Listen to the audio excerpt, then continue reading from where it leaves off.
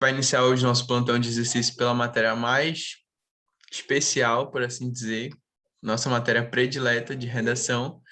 Eu digo isso por experiência própria, que eu amo redação. E algo me interessa muito na redação, que é esses debates que a redação possibilita para a gente.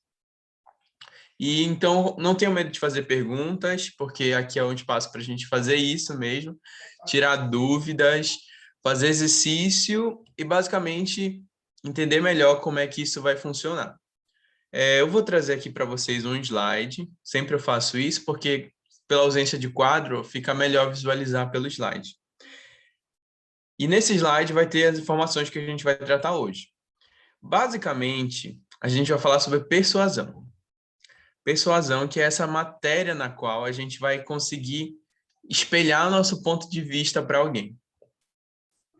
E aí eu já pergunto a vocês, logo no início dessa aula, deixa eu só colocar aqui, acho que está compartilhando, né? Qualquer coisa, digam para mim.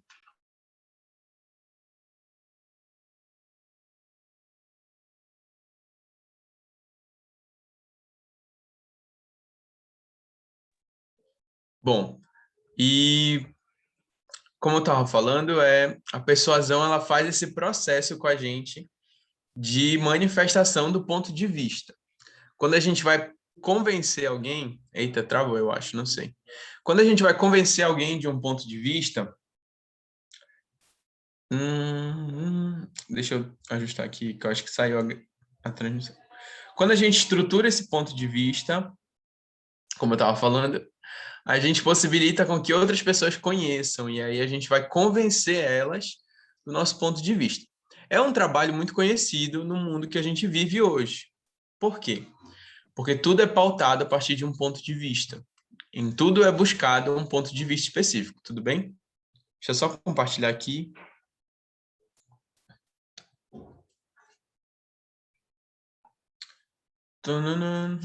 Tá travando o slide, eu acho.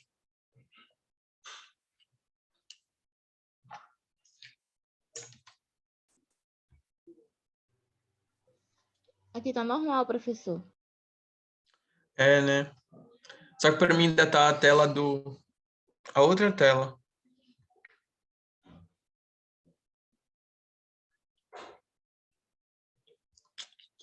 Sempre acontece isso, normal. Quem mais que tá aí? Nossa, tá bugado. Tá bugadão mesmo.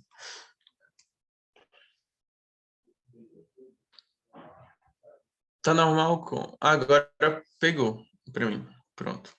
Certo. Então, boa tarde aos que estão chegando também. Sejam bem-vindos, bem-vindas.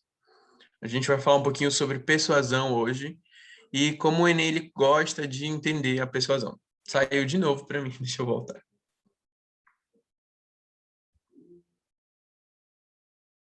Olha lá. Então tá bom, vamos lá. Agora sem nenhum ruído. Acho que agora foi. Qualquer coisa diga no bate-papo.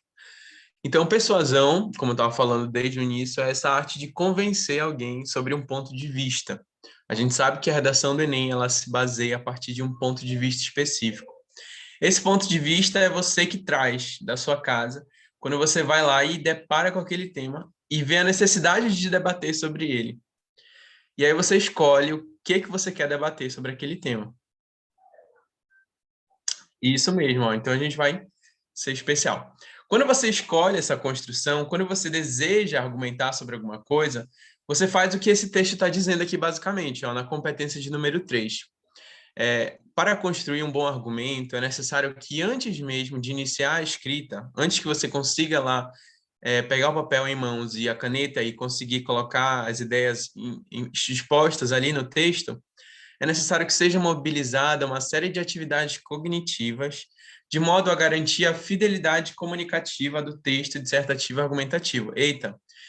Então, essas informações vão sendo mobilizadas dentro de você e aí você consegue, a partir dessa mobilização, é isso que faz com que gere o discurso que você vai construir naquele texto, que a gente considera dissertativo argumentativo, e isso vocês já conhecem, que vocês já estudam desde o segundo ano, alguns até desde o nono ano.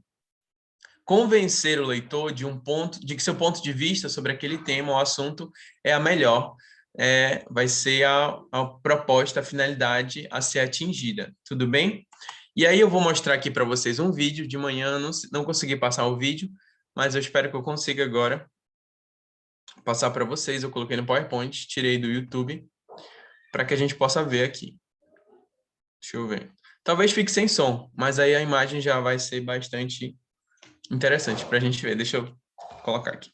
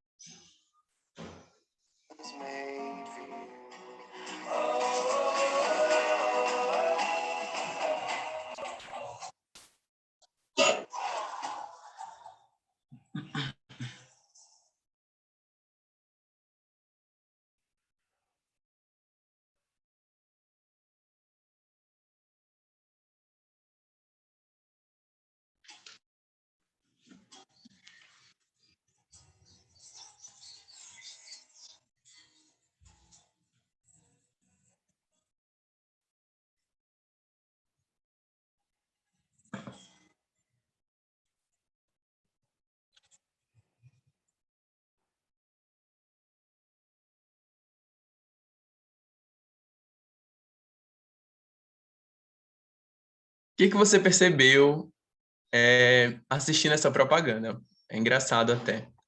Mas você possui um sentimento.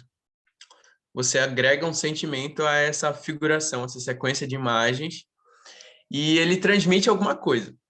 Primeiro, ele quer vender um produto que está aí na tela de vocês. Esse produto todo mundo conhece porque ele já se tornou o produto, inclusive, mais comprado, mais espelhado da nossa sociedade. Porque a gente coloca nele os sentimentos em si. A gente fala que no Natal não pode faltar esse elemento. Então, eles não estão, muito bem, quem falou, o João, ele não está vendendo apenas aquele produto. Ele pode ver que ele associa, inclusive, a permanência do relacionamento. Olha aqui, tem alguns pontos do vídeo na qual eles estão se conhecendo, e aí cada um toma em uma garrafa diferente. Depois eles vão tomar em uma garrafa única, como se fosse o primeiro momento em que eles estão se conhecendo, experimentando, né? Então vai passando uma série de sensações que a gente não percebe de primeira. A gente tem que parar para analisar, e é uma análise muito bacana da imagem. E aí depois eles vão e se apaixonam e vivenciam momentos sempre ao lado, né, do produto, porque eles estão agregando esse produto aos sentimentos, às sensações. E aí depois de um tempo tem uma briga e a garrafa fica seca, e aí eles ficam tristes, ó, a garrafa fica seca. E aí cada um fica para um lado, e aí depois de um momento eles se encontram e até a garrafa chora, né? Tem um momento que a garrafa sai uma lágrima. Então tudo isso é muito figurativo. Então é a forma de persuasão. O texto dissertativo argumentativo, você não está vendendo o produto. O texto dissertativo argumentativo, você... Tá bom, obrigado. No texto dissertativo argumentativo, você não vende um produto, mas você busca... A gente já vai falar disso. Você busca convencer alguém de uma ideia, de um posicionamento. Você busca um posicionamento, você busca uma postura social. Por exemplo, quando você está na redação, professor, isso está muito abstrato para mim. Quando você vê uma propaganda, eles estão te convencendo daquele produto. Quando você lê uma redação, ele está te convencendo do ponto de vista dele. Não é um produto que você tem que vender. Não é aquele elemento que você tem que agregar informações. Mas as informações que você agrega no seu texto vai servir para quê? Para compartilhar do pensamento de que, sei lá, a democratização do acesso ao cinema não é possibilitada por fatores X, por determinado fator, e causa consequências Y, por exemplo. A questão da estigmatização, né, das doenças de saúde mental no Brasil acontece em função disso. Você tem um ponto de vista estabelecido e essas informações vão como? Vão sendo dispostas ali para que você veja. Vamos falar disso, não se preocupe. Estou vendo todo mundo bate-papo, tá bom? Todas as informações vão ser guardadas. E aqui eu trouxe um exemplo para vocês de como essa informação pode ser usada para persuadir pessoas. Por exemplo, quando você vê essa notícia, a turma que está aqui do Pré-ENEM, eu falei sobre ela hoje de manhã. A galera que está vendo essa notícia, ela vai reconhecer que existe uma ideia por trás disso. Com o salário de R$ 1, Natália, que tem um canal no YouTube mais conhecido do mundo de finanças, vai comandar um programa na Rede TV. Você pensa aí que ele está passando uma ideia para você. Essa informação ela é verdade, porque de fato a gente está vendo aí que ela tem uma comissão de R$ 1 para trabalhar, né, nessa emissora, mas que na verdade não é isso que de fato vai acontecer. A gente sabe que tem patrocínio, que tem propaganda, que uma mídia, enfim, ela gera muita repercussão, principalmente um programa de TV aberta. Só que acontece, a gente modifica a imagem, a gente modifica a postura para trazer uma ideia por trás disso. Isso é persuadir, tá bom, gente? Quando a gente vê que o mundo de hoje ele passa por um momento de persuasão, a gente vê quanto é importante estudar a redação. Porque hoje em dia todas as ideias são persuasivas, a gente vê pontos de vistas, a gente vê ideias diferentes e sempre existiu isso, não é de agora. Só que agora, principalmente na era da comunicação, na era da informação, a gente vai pensar, ela está recebendo R$ 1, mas qual é a ideia que ela está passando a partir disso? Qual é o texto que ela está construindo? Qual é a imagem? Ela quer gerar repercussão. E aí eu pergunto a vocês, se fosse um tema do Enem, por exemplo, a Natália vai ser um tema do Enem? Não, mas a questão na qual ela está inserida em um país cujos trabalhadores não recebem um salário digno, se você for pensar nisso. Se você for pensar a questão do empreendedorismo no Brasil, a questão de que você tem que se esforçar ao máximo para trabalhar, mesmo que tenha recebido pouco, mas você está ali alcançando o que você deveria alcançar, de que você vai conseguir esse empreendedorismo de qualquer forma. E eu falei também ao pessoal que estava de manhã, no pré-ENEM, de que existe uma verdade oculta, que é igual como a gente viu na primeira reportagem do programa de TV, e na segunda a gente está vendo uma outra persuasão. Quando as empresas dizem que, de fato, elas não tiveram um sucesso esperado, de que ela não tinha previsão de ter sucesso, mas de que elas surgiram de garagens. Eu acho que com certeza vocês já viram aí pela internet, por debates, ou em qualquer outro lugar, de que o empreendedorismo das grandes empresas como Apple, HP, Google, YouTube, foi feito por meio de construções que foram feitas nas garagens. Então, o Vale do Silício, inclusive, foi estabelecido a partir disso, como se fosse a Vila Container que tem aqui em Belém, que tem lá em Belém. Quando a gente pensa isso, a gente pensa que existe uma certa persuasão aí também. Vocês estão conseguindo perceber esse elemento. Eu quero que vocês entendam esse elemento desde a propaganda, desde a notícia que a gente viu lá do programa na qual a apresentadora ia ganhar R$ 1, e agora a gente está vendo um outro elemento, que é a origem das empresas. Então, você vê assim, nossa, o Mark Zuckerberg, ele estudava na Harvard, mas ele não tinha nenhuma perspectiva de vida, sendo que quem estuda na Harvard geralmente são as pessoas mais influentes do mundo, em que a gente vê uma pesquisa, quanto é que custa estudar na Harvard? Custa caríssimo. Então, a gente vê que no filme, inclusive, essa narrativa ela é proposta na rede social de que o Mark teve uma grande ideia e que os amigos dele ficaram encantados com a ideia e decidiram investir espontaneamente, quando, na verdade, ele já tinha influência, ele não precisava nem estar estudando, ele não precisava nem se formar, Mark Zuckerberg nem se formou, porque ele não via na educação uma forma de modificar o seu status social, porque ele já fazia parte da elite.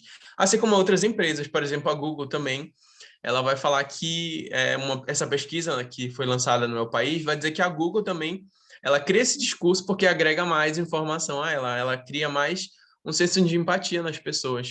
As pessoas elas se tornam mais empáticas a isso. Mas, na verdade, quando a Google trabalhou na garagem, ela já tinha uma grande expansão de funcionários, só que ela não foi para o escritório porque ela achava que a garagem ia ser um espaço mais barato e tal. E você pode visitar a garagem na qual o Google foi estabelecido. Só que pensem aí, é uma estratégia de linguagem. A persuasão, ela vai trabalhar isso com você. E é isso que a gente tem que pensar. Então, quer dizer que eu vou omitir informações para poder convencer alguém? Não necessariamente. A gente está vendo exemplos negativos aqui. Na redação, isso acontece de uma outra maneira. Olha aqui o exemplo que a gente viu. Ó. Tanto a Apple, como a Google, como o YouTube se gabam de terem sido criados do nada. Na realidade, beberam de experiências prévias e de contato de outros chefes. Então, isso gera muito eco na sociedade, isso repercute muito, porque a gente não quer ouvir uma história de que dois moços de elite que já eram ricos estabeleceram, se uniram em um hotel caro para construir uma empresa. A gente quer ver que eles nasceram do zero, eles lutaram, eles batalharam. Então, quer dizer que isso não pode acontecer? Pode sim. Só que tem a questão da influência. A gente não pode esquecer que hoje em dia, isso aí, que hoje em dia o que mais se fala é a turma da FGV. Não sei se vocês já viram isso. Não sei se você já viram essa notícia, mas os vídeos que circularam na internet nos últimos dias foi do Moro, da Xuxa, do Maia, do Porchat, dos atores, inclusive atores internacionais do Diabo Veste Prada e do Modern Love, o Jay. Eles gravaram vídeos apoiando uma gincana de uma turma da FGV. Vocês já viram isso? Eu não estou falando nada, né, de outro mundo. E aí, o que aconteceu? Era uma prova de celebridade na qual a gente tinha que não posso ser ela, Ana da F... É a Gabi, né? A Gabi que era quem todo mundo falava, nossa, eu queria muito conhecer a Gabi, queria ser influente igual ela, porque uma gincana da faculdade, ela conseguiu mobilizar quase que grandes celebridades aí que não era necessário, inclusive eram celebridades da universidade, professores. E aí, quando a gente vê essa influência, a gente vê que tem uma problemática por trás disso. Professor, como assim?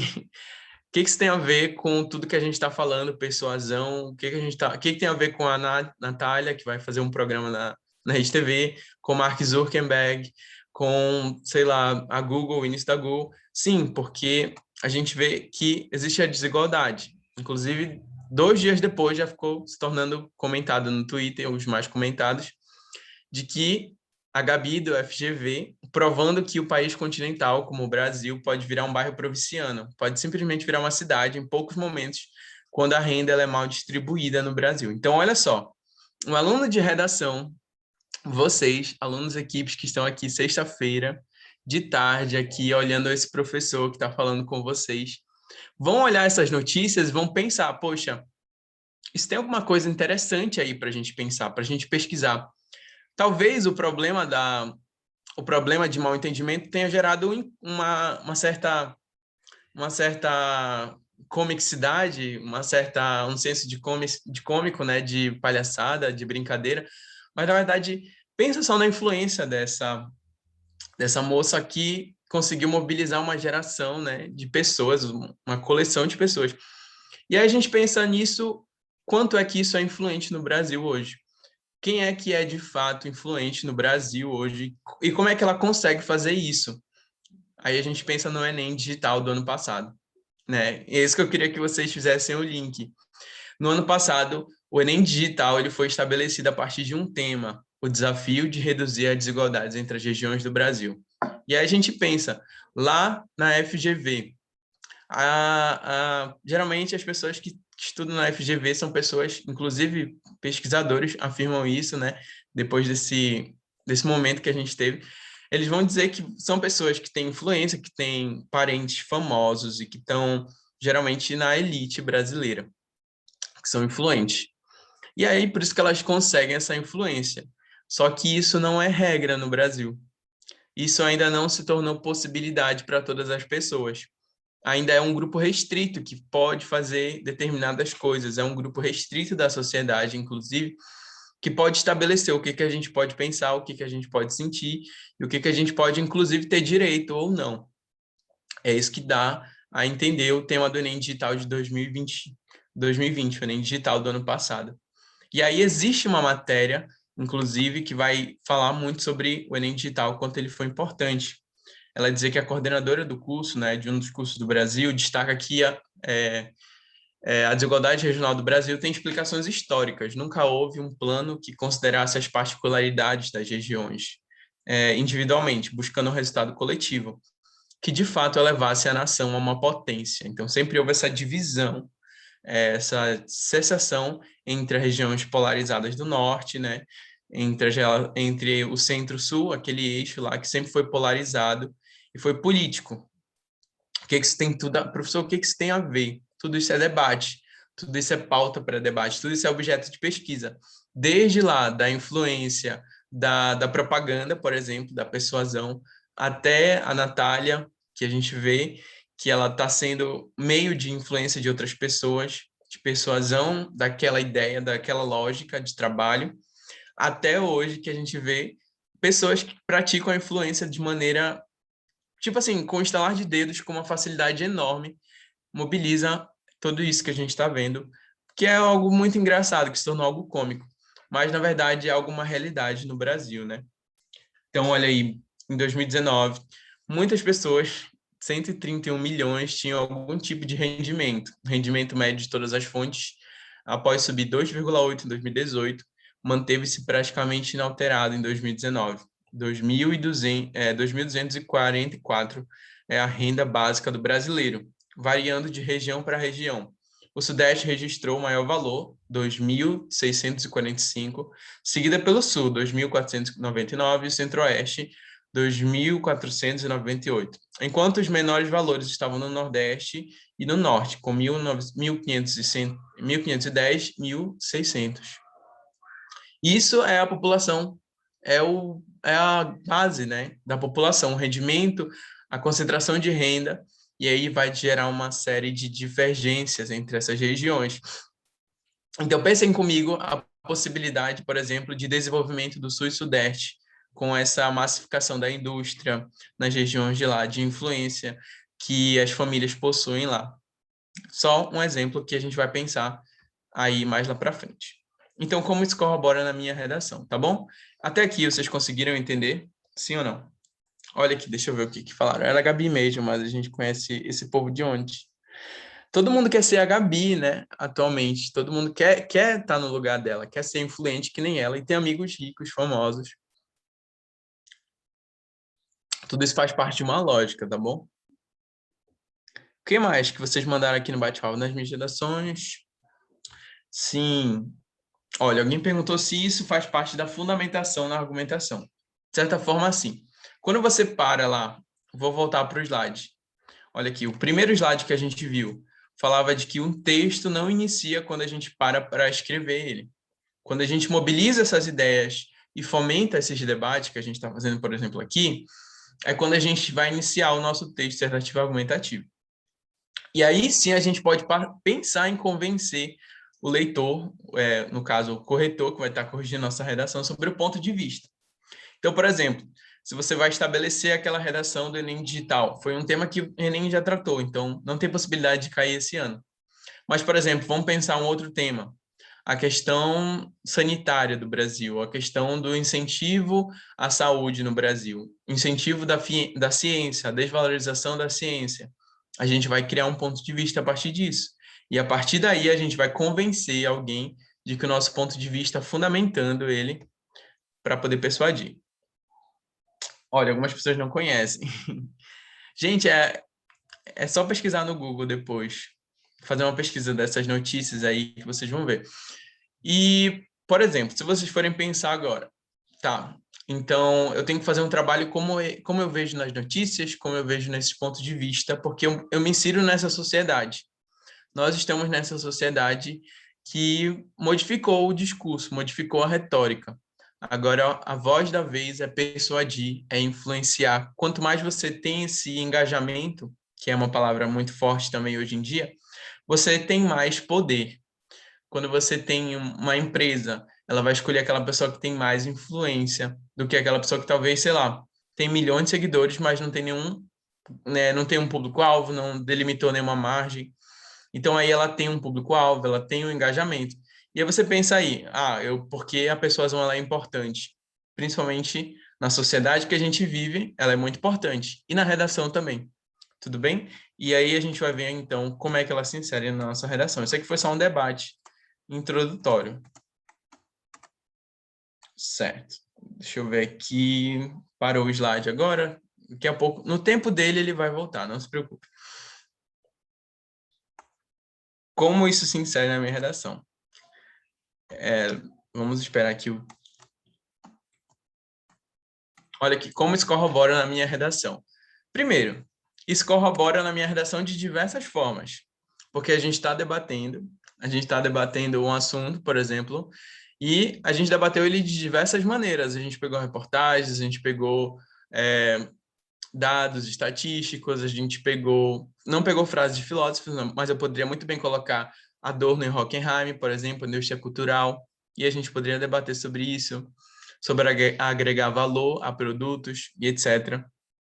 Certo? Então aí, ó, considera-se desenvolvimento a fundamentação dos argumentos, certo? Então esse é o primeiro ponto.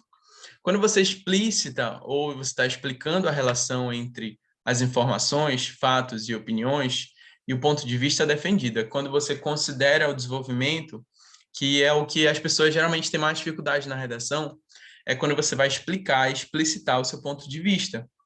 Quando você para e fala assim, esse é o meu ponto de vista, você tem que já logo estar um passo à frente e pensar como é que eu vou explicar isso, certo? Quando os argumentos que defendem um ponto de vista são apresentados, e aí a gente vai logo para a argumentação, precisamos avaliar se você, que está escrevendo a redação, o participante, o escritor, se compromete a desenvolvê-los. O desenvolvimento é, então, o desdobramento das informações apresentadas pelo participante.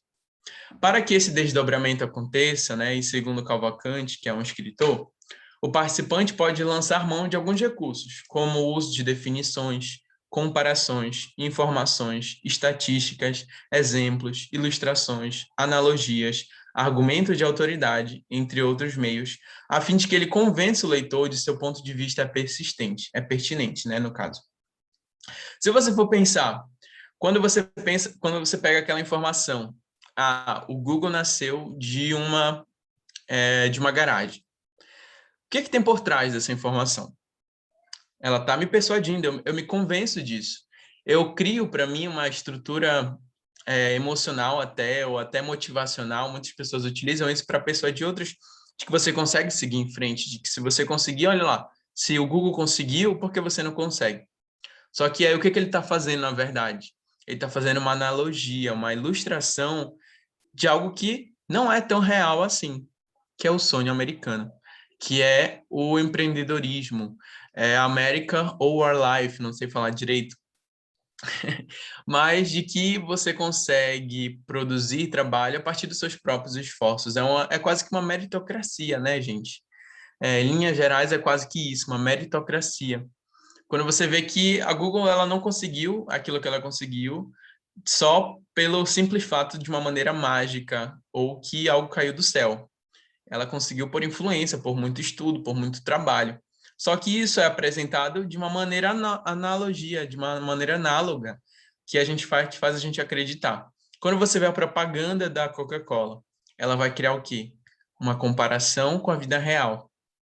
E essa comparação ela vai inserir um elemento que vai ser fundamental. Meu relacionamento ele tem um laço a partir de um produto, que é um produto e produto não tem sentimento, produto não tem, sei lá, não tem pensamento, não tem criticidade, mas a gente agrega esse pensamento que ele vai ser fundamental, de que ele não vai existir sem nada. Então, ela faz essa comparação com a realidade e, ao mesmo tempo, a gente pensa que talvez a Coca-Cola tenha nos ensinado a como amar. Você nunca parou para pensar nisso? Talvez as nossas propagandas, os contos de fadas tenham feito isso para persuadir a gente. Então, aí na redação, a gente faz esse movimento. A gente busca recursos para comprovar. Vamos lá. Observaremos aqui se as ideias apresentadas são desenvolvidas ao longo do texto. Consideramos como um bom desenvolvimento aquela redação em que as informações, os fatos e as opiniões são desenvolvidos em todo o texto e que em nenhum momento deixam para o leitor a tarefa de fazer as relações. Isso é muito importante de frisar. Quero que você, que está aí me assistindo, pare para pensar nisso. Às vezes você está dando trabalho para outra pessoa pensar por você, quando na verdade é você que tem que deixar explícito isso no seu texto. Calma, isso não é simples, tá bom? A gente vai aprender isso com calma. Então, quando essas informações, esses fatos são desenvolvidos, é necessário que exista que exista um ponto na qual o leitor fique isento da compreensão. Ele só compreende, ele não faz a tarefa de fazer essas relações. Quem faz é o escritor. Quando você vê a propaganda lá, a Coca-Cola, você não faz a relação, você não para pensar, será que eles são um casal? Não, você já tem a imagem é muito forte e é muito característico, é muito explícito de que eles são um casal. que eles estão brigando. Você não para pra pensar, acho que eles estão brigando, né? Não, tem que ser muito implícito, porque para persuadir você tem que ser muito explícito. Às vezes implícito, né? Mas, de certa forma, tem que deixar isso muito claro, principalmente na redação. Olha aqui. Repertório sociocultural, essa redação ela já começa trazendo a cultura de massa, que eu falei para vocês que poderia ser citado, né? Mas eu queria deixar só para a redação. E aí ele traz, durante a primeira metade do século XX, os filósofos Adorno e Horkheimer estabeleceram um conceito de cultura de massa, a Escola de Frankfurt, né? Esse é caracterizado pela eita, não estou nem conseguindo ver, padronização, né, da arte, da cultura e do comportamento da sociedade. No contexto contemporâneo, a seleção de informações que visam a manipulação. O tema do Enem de 2019.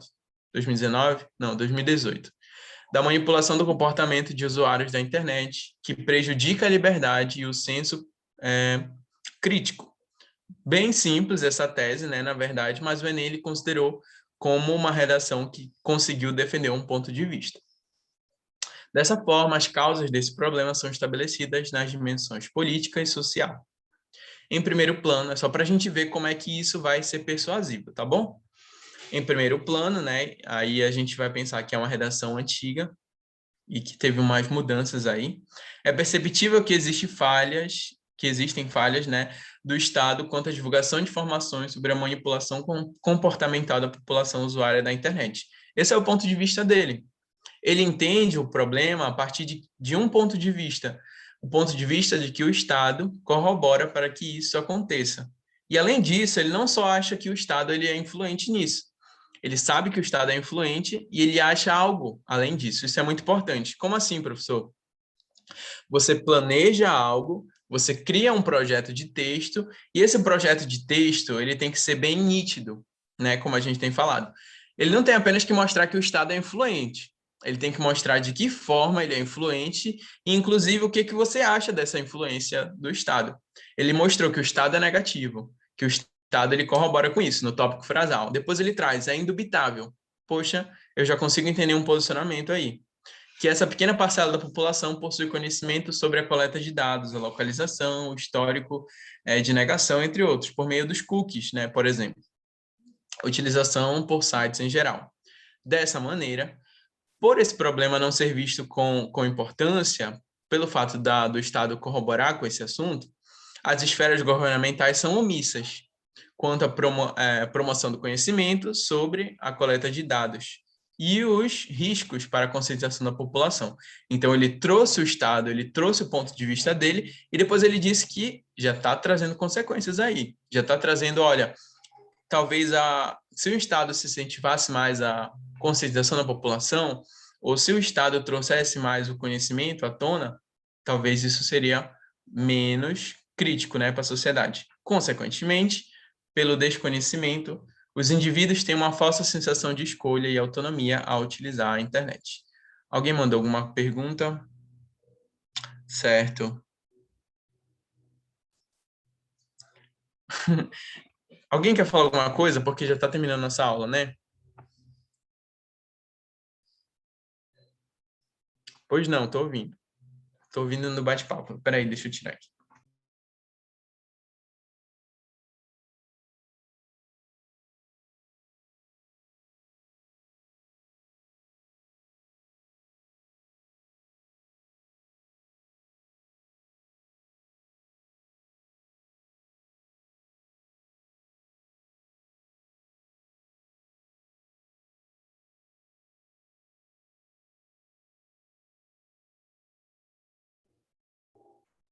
Ah, pronto. Tá, agora ligou, né?